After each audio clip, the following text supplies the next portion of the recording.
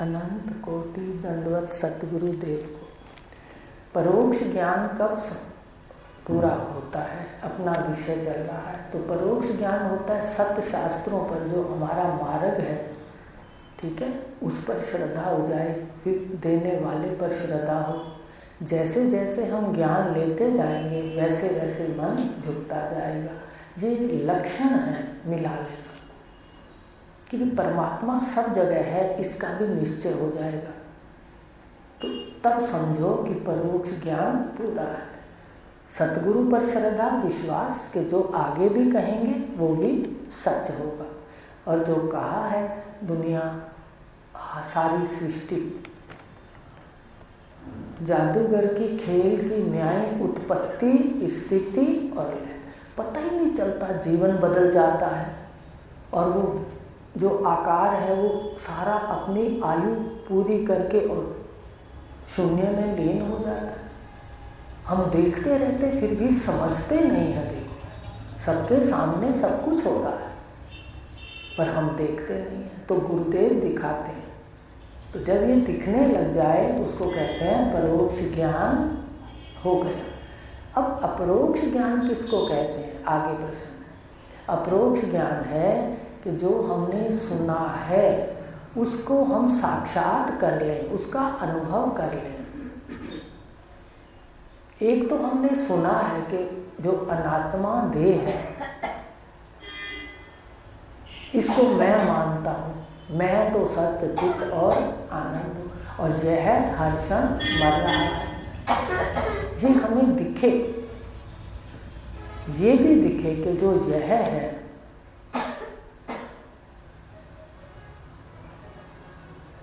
ये जितना यह है शरीर है ये सारा का सारा विकारों से ग्रस्त है। इसको हम निर्विकार नहीं कर सकते। हम कहते हैं कि भाई पूजा पाठ कर लें, इसमें खांसी जुकाम ना आए, इसमें बीमारी ना आए। प्रारब्ध की नक्षत्रों की बीमारी आएगी देह के हिसाब से। पूजा पाठ से और तत्व ज्ञान की पूजा पाठ से सूली का कांटा हो जाएगी। क्षीयते चास्य कर्माणि, लेकिन खत्म नहीं होंगे क्योंकि देह आपके पास है। सत्य को जान लो बस, फिर घबराने की जरूरत ही नहीं। आप कम तो कर सकते हो, इसको ना के बराबर तो कर सकते हो अपनी परिस्थिति को, पर समाप्त नहीं कर सकते क्योंकि वो हमारे देह के उसमें है। तो इस प्रकार देह विकारी है, इसको मैं निर्विकार करने में तुला रहता। अज्ञान में तो व्यक्ति इसी में रहता है, आज फलाने जगह ये कर लूँ, ये ऐसे ठीक हो जाएगा, हो जाएगा, सबसे होता है। पर सबसे आसान है वो भी बहुत अपने शास्त्रों में ब्रह्म सूत्र में बहुत बहस करी है कि भाई किससे ये ज़्यादा जल्दी ठीक होगा। तो तत्व ज्ञान लेने से, वृत्तियाँ सम होने से इसके विकार क्षीण हो जाएंगे, आत्म ज्ञान से इसके विकार क्षीण हो जाएंगे, पर विकार समाप्त नहीं होंगे। कर्म कांड से तो हम करेंगे ना तो वो एक बांध आ जाता है, जैसे पानी आ रहा है और हमने उस पर बांध लगा दिया, रोक दिया। लेकिन जब हम समय पाकर के उस बांध को छोड़ेंगे तो पानी उतनी वेग से दोबारा आएगा। ये ध्यान रखना, ये फर्क है। ये धीरे धीरे विद्या आती है पर ये अपना बिल्कुल पक्का जैसे कार्य होता है उससे। तो इस प्रकार कर्म से भी मुक्ति इसी से ही है, ज्ञान से। तो अपरोक्ष ज्ञान है जो सुना है कि दिखने वाला सच नहीं है। ये भी सुना है कि रोज आपका ये घट लेके बैठे हो ना शरीर, इसमें वासनाओं की रस्सियां हैं, कर्म की रस्सियां हैं। रात को ये ब्रह्म सागर में लीन हो जाता है।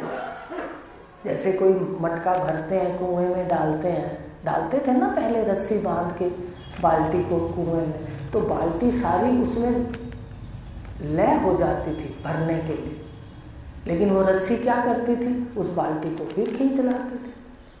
इसी प्रकार जब तक हमने रस्सियां ना खोली तो रोज रात को देखो हम उस ब्रह्म सत्ता में लीन होते हैं। सुबह वासना की रस्सी और कर्म की रस्सी हमें फिर मटका ले आती है। पानी मैं हूँ और मटका माया है।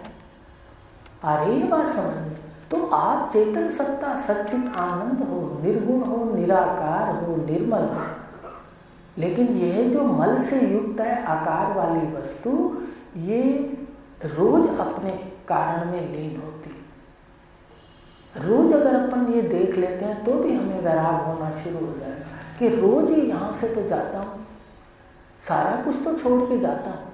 कोई चीज़ हम नींद में भी साथ नहीं ले जा सकते, मृत्यु में नहीं ले जा सकते तो निद्रा में भी नहीं ले जा सकते। तो जो परोक्ष ज्ञान है, सुना हुआ जगत मिथ्या है, ठीक है, और फिर मैं सत्य हूँ, केवल मैं सत्य है। शरीर का जो भी समय है ये अपना इसका काल है, ये काल से ग्रस्त है, पर तुम अकाल पुरुष हो, सत्य हो, चित हो, आनंद हो। रोज इसके आने से बाहर और इसके रात को जाने से आप ही देखते हो। कल मुझे ये बताना घर का काम कि आप अपने सोने को, मृत्यु को तो कह नहीं सकते, आपको समझ नहीं आई, निद्रा को सिद्ध करके बताना। आप मुझे बताना आप नींद करते हो या सदा जागते रहते हो, कल ये पूछूंगी, ठीक है। जागृत में जाग रहे हो, स्वप्न में जाग रहे हो, ठीक है, और सुषुप्ति में जाग रहे हो या सो रहे हो, ये देख के आना।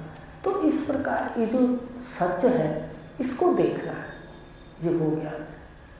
तब फिर जब पार्ट इसका खत्म होगा तो आप अपने में हो, और जब शरीर है तो आप गुणों की रस्सियों में बंधोगे ही नहीं।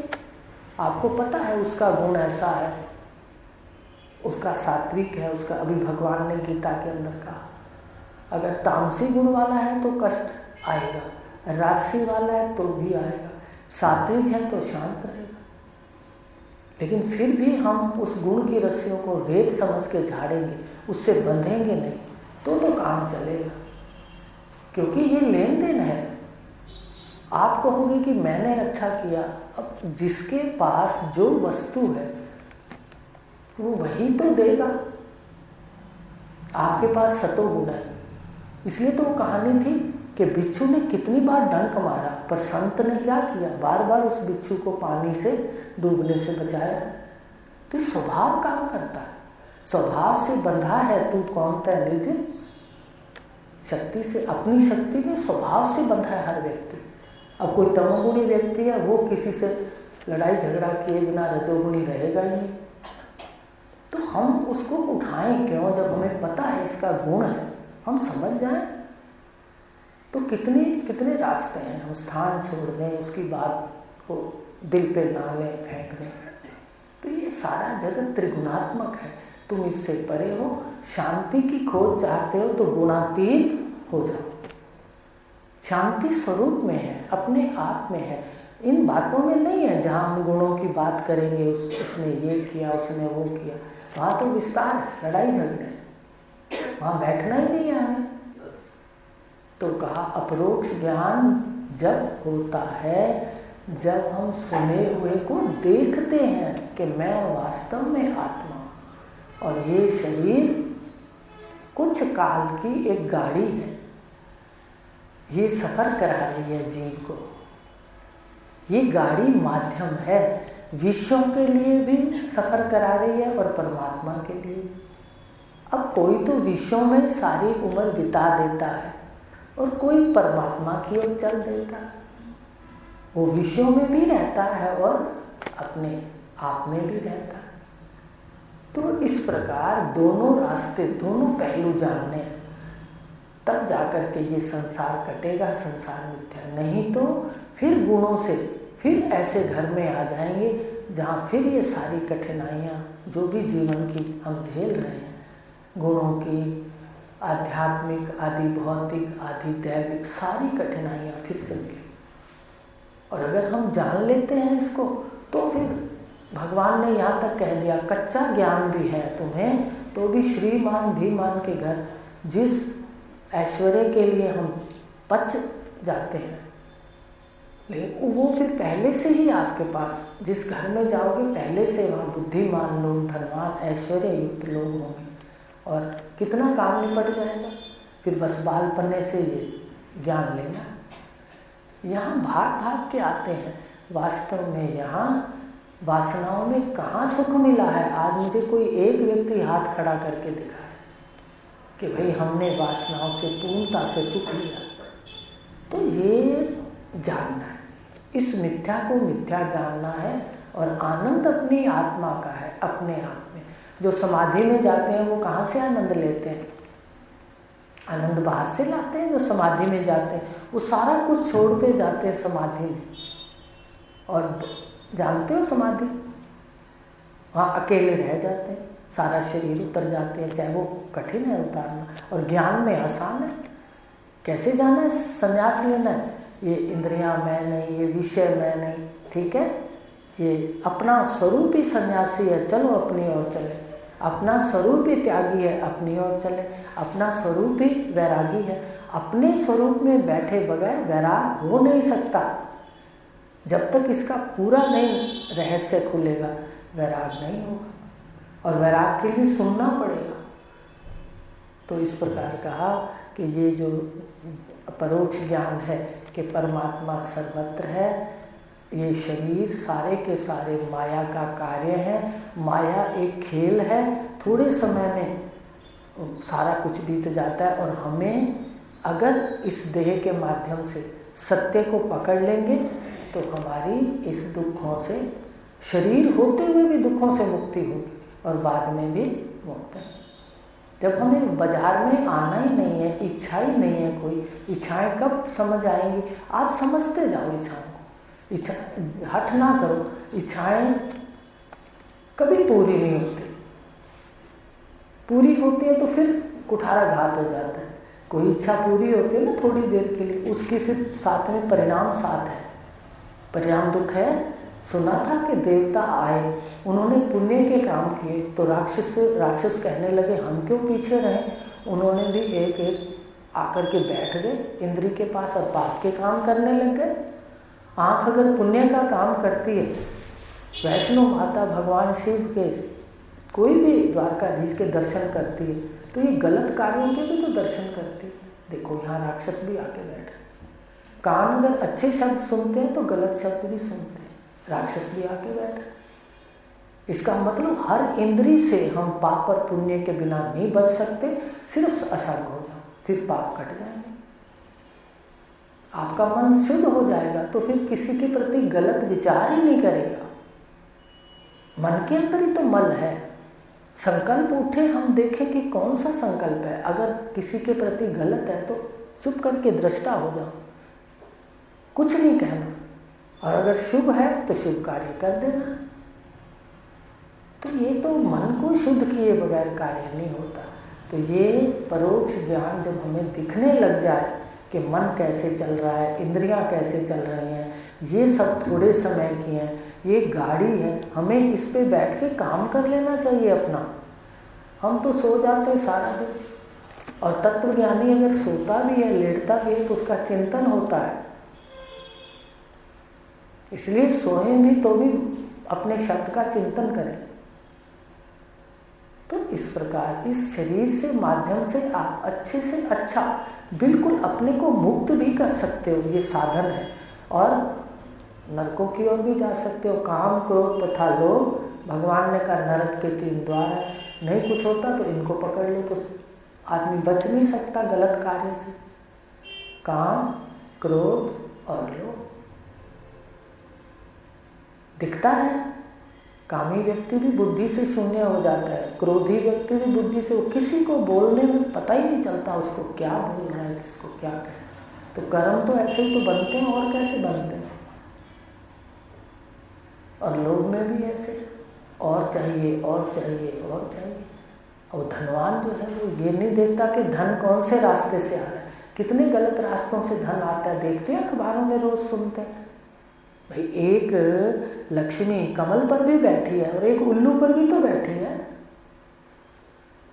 उल्लू को क्या होता है, विचार किया, वो दिन में नहीं देखता। तो ये लक्ष्मी आने के 2 मार्ग हैं। हम जग जाएं अपने आप में, देह मिली है तो इसका प्रारब्ध साथ है। और फिर पूजा पाठ करने से इसके जितने भी अनुकूलताएं हैं वो बढ़ती हैं। लेकिन श्रद्धा से की जाए ना, कितना बनाने वाला, कितना हमारे लिए क्या क्या उसने किया, हम ये बार बार देखें। कि कैसे इतना शरीर दिया है, सारे अंग पूरे दिए, अगर वो ना देता हम उससे लड़ाई कर सकते थे? कितने लोग ऐसे मिलते हैं जो तवा निकलती है, सड़क पे देखते हैं ना, कोई सड़क पर घसीट के जा रहा है, उसके पैर काम नहीं कर रहे, कोई कैसे, तो आता है बहुत कर्मों की कृपा है तो हम आगे भी सुंदर कर्म करें, और नहीं तो कर्म अच्छे होते जाएंगे तो भी हम आगे गलत जगह पर नहीं फंसेंगे। आ भी गए संसार में तो कर्मों का हिसाब हो तो शुभ कर्म होने चाहिए, तो सतोगुण में कर्म करने। तो का अपरोक्ष ज्ञान किसको कहते हैं? जो सुना है, क्या क्या सुना है? यह मरने वाला है, मैं सदा रहता हूँ, ये जादू का खेल है, और शरीर एक गाड़ी है, ये विषयों को भी प्राप्त कर सकती है और अपने घर भी जा सकती है। अब आप दोनों तरफ लगा दो, सुबह आओ यहाँ पर तो अपने जो भी वासनाएं हैं वर्ण धर्म के अनुसार कार्य करो, और फिर सदा चिंतन घर का हो। एक बार घर को देख लो, बैठे यहाँ रहो, चिंतन घर का हो। कई बार पहले होता था ना कि सत्संग जाते थे, तो सत्संग में कई बार घर की कोई परेशानी हो तो मन नहीं लगता था, बैठे वहाँ होते थे और घर, मन कहाँ होता? घर होता। ऐसे ही बैठे यहाँ रहो, चिंतन स्वरूप का कि मैं आत्मा सच्चिदानंद हूँ, अहम आत्मा, प्रकाश तो मेरा स्वरूप है, मैं का। और मरना भी, मरना इसका स्वरूप है, मैं सदा मरने वालों का साक्षी हूँ, मृत्यु मेरे स्वरूप में है नहीं, मैं सदा रहता हूँ, देह रहती है तो भी हूँ, और रात को सुषुप्ति में देह नहीं होती, समाधि में देह नहीं होती, मृत्यु में देह नहीं होती, तो भी मैं रहता हूँ। तो इस प्रकार अपनी अमरता का निश्चय हो जाए। तो ये कहा अपरोक्ष ज्ञान किसे कहते हैं?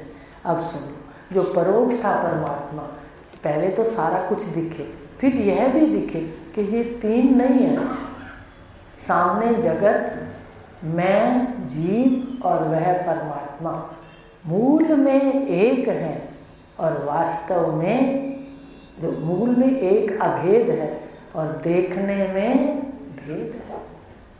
जैसे कुम्हार की दुकान पे जाते हैं तो कितना देखने के अंदर भेद है, कोई सुराही है, कोई प्याला है, कोई, पहले चिलम भी बनती थी, हुक्का होता था ना, हुक्का उस पे चढ़ाते थे, तो हुक्के में तो अंगारे होते हैं और मटके में जल होता है, दोनों है विरोधी। अब कोई यहाँ कहे जी अगर परमात्मा ने बनाया तो एक गुस्सा करता है, एक शांति वाला, तो भाई देख लो, चिलम के अंदर तो अंगारे रखते थे और मटके के अंदर जल रखते हैं। ये आकार भेद है, आकार भेद से व्यवहार भेद है। आप जितने बैठे हो आकार भेद है तो व्यवहार भेद भी है। आपका एक दूसरे के साथ व्यवहार नहीं मिल सकता, आकार नहीं मिल सकता तो व्यवहार नहीं मिल सकता। ये ध्यान दो, जब हम ये समझ लेंगे आकार भेद से व्यवहार भेद है, हम क्यों सोचें कि ये वैसा का वैसा व्यवहार करे जैसा मैं करूं। ये तो अपने आप में एक और कष्ट है। हम अपने वर्ण धर्म के अनुसार कर्म करें, हमें लेना देना नहीं, हम किसी का हिसाब ना रखें, हमारा मन नहीं हिलना चाहिए। कर्म करते सबसे बड़ी कसौटी है कर्म के पाप पुण्य की। तो सच्चिदानंद जो परमात्मा, जो साफ उपनिषदों में कहा आकाश से परे है, वो कहाँ है? इधर हृदय में मैं के रूप में है। ये जान लें। पहले तो गुरुदेव पढ़ाते रहे सच्चिदानंद आत्मा है, जगत मरने वाला है, जीव, ये जो जीव बैठा है ये सुखी दुखी है, कर्ता भोगता है। पहले तो यही पढ़ा, लेकिन जैसे ही हमें परोक्ष ज्ञान हुआ कि सारी जगह एक है, तो कुम्हार की दुकान पे सारे मटके हैं, कसोरे हैं, मिट्टी एक है। ऐसे यहाँ उद्भिज खानी है, सेदज खानी है, अंडज खानी है, जरायुज खानी है, पर सबके शरीर मोटी बुद्धि से ही बताओगे तो ही पता चलेगा सबके शरीर किसके बने हैं? 5 महाभूत और 3 गुण। कह दूं अब तो समझ आती। ये अपरोक्ष ज्ञान, धीरे धीरे अभ्यास करो। और इसमें बैठा है जो वह, जो परमात्मा सच्चित आनंद परमात्मा के 4 लक्षण ब्रह्म के विशेष हैं, सत्य, चिद, आनंद और अद्वितीय।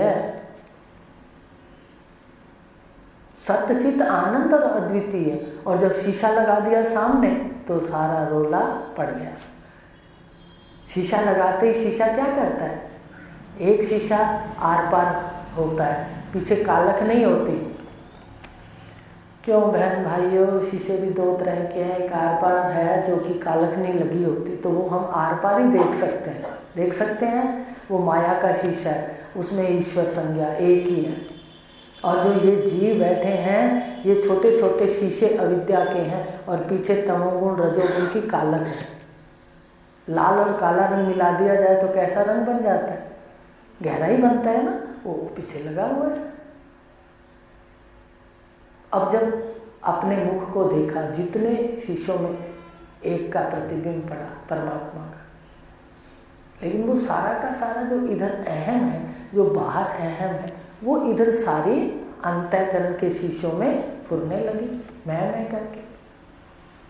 तो जितने शीशे हैं उसमें जैसे हमने शीशा लगाया, रात को शीशा हम औंधा कर देते हैं। अंतःकरण का शीशा रात को क्या होता है, औंधा कर दो शीशा, आप एक हो। शीशा खड़ा कर दो, आप 1 से 2 हो, क्या हो 2। पर शीशा खड़ा करते ही 3 बीमारियां लग गई। ये मजाक थोड़ी है, माया कोई कम थोड़ा है। वो तो जीव को लीला में इतना भगाती है, कई तरह के रंग दिखा के। आप शीशा करके आज घर देखना, शीशा जो है उसको खड़ा करेंगे, एक तो हम बाहर हैं, 3 दोष आ जाएंगे उसके अंदर। बाहर खड़े हैं, कहाँ दिखेंगे, शीशे के अंदर। फिर आपको एक बात दिखाऊं, शीशा उल्टा दिखाता है। आपने अगर नाक में बिंदु पहन रखा है, ठीक है, या भाई ने, किसी ने अंगोछा ऐसे कंधे पे रख रखा है, उसने रखा तो दाएं कंधे पर है और शीशा क्या दिखाएगा, बाएं कंधे पर। आपने बिंदु पहन रखा है दाएं नाक की पपड़ी में और वो क्या दिखाएगा, बाएं नाक में। शीशे के दोष देखो, हम कह तो देते हैं शीशे में फुरा, अरे शीशे के कारण ही तो सारा चक्कर पड़ा। 3 उसमें विकार आ गए, शीशे के विकार जीव ने ओढ़ लिए, मानने लग गया, इसका संग करने लग गया। सबसे पहले अंदर दिखने लगा, है व्यापक दिखने लगा, परिच्छिन्न।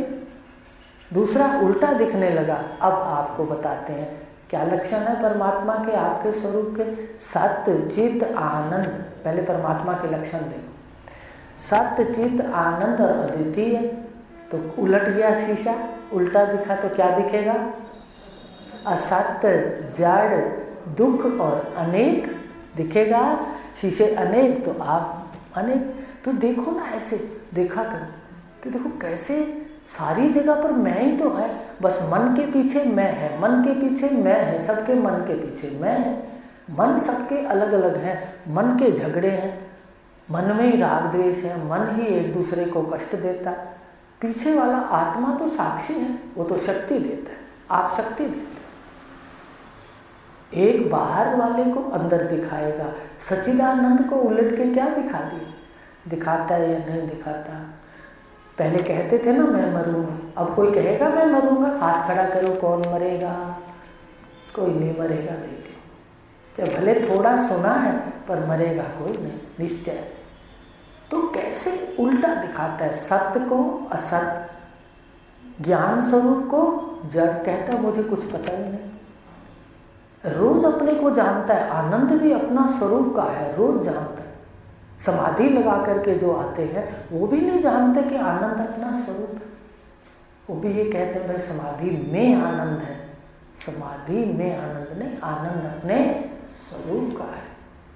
चाहे ज्ञान से ले लो या योग से ले लो, इसको नग्न करना है, कपड़ों को उतारना है, 3 शरीरों को, स्थूल, सूक्ष्म और कारण। तो समझ आ गई कि माया से ये जो वध चल रहा है अपरोक्ष ज्ञान, उसके लिए बता रहे हैं। एक तो आप देख के आना, क्या बताया था घर का काम,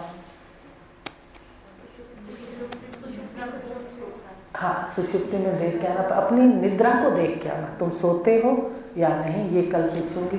एक आज आपको बता दिया कि इसके अंदर आते ही आप रोज इस देह को उठा के शीशे को खड़ा करते हो, 3 दोष हो जाते हैं। एक तो परिच्छिन्न, दूसरा उल्टा, असत, जड़ और दुख रूप और अनेकता दिखाती। तो इस प्रकार कहा, एक इसमें अंदर होता है, अंदर दिखता है, परिच्छिन्न व्यापक परिच्छिन्न भासने लगता है, और फिर दूसरा जो सीधा उसका स्वरूप है सच्चिदानंद, वो इसको उल्टा करके दिखाता है। तो इस प्रकार कहा कि ये जो तीसरा कल बताएंगे, आज इतना ही देख के आना कि जो शीशा है वो 3 दोष कर देता है अंतःकरण का, और हम रोज इसको उतारते हैं। अब उतार के आपने सुषुप्ति में देखना कि भाई जो उतारा शीशा, तो इसमें हमने उस वक्त क्या था, कुछ भी नहीं होता, एक आनंद होता है, तो तुम वही हो। अब वही आनंद स्वरूप है। सुषुप्ति में क्या है, आनंद ही आनंद है कोई लड़ाई झगड़ा? गहरी निद्रा सुषुप्ति में कोई लड़ाई झगड़ा, लेकिन जब जागते हैं तो हम उस अज्ञान भी होता है कि मैं आनंद स्वरूप नहीं हूँ।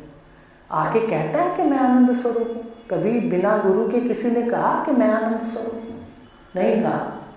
सदा आनंद को ढूंढने के लिए कभी होटलों में गया, कभी पार्कों में गया, कभी मंदिर मस्जिद, जहाँ भी इसका मन किया, अच्छे अच्छे स्थानों पे गया, गलत स्थानों पे गया, आनंद ढूंढा। आनंद इसका स्वरूप है। तो आनंद स्वरूप में सुषुप्ति में आप हैं, पर इसका ज्ञान नहीं है। अब वो ही अज्ञान जागते हैं तो बुद्धि में डाल देते हैं। बस फिर हम कहते हैं परमात्मा को ढूंढो कहाँ है, और परमात्मा अपना स्वरूप है, पर अज्ञान के कारण जागृत में भटकता है। तो 3 विकार इसमें आ जाते हैं जब ये शीशा इसके सामने आता है सुबह रोज।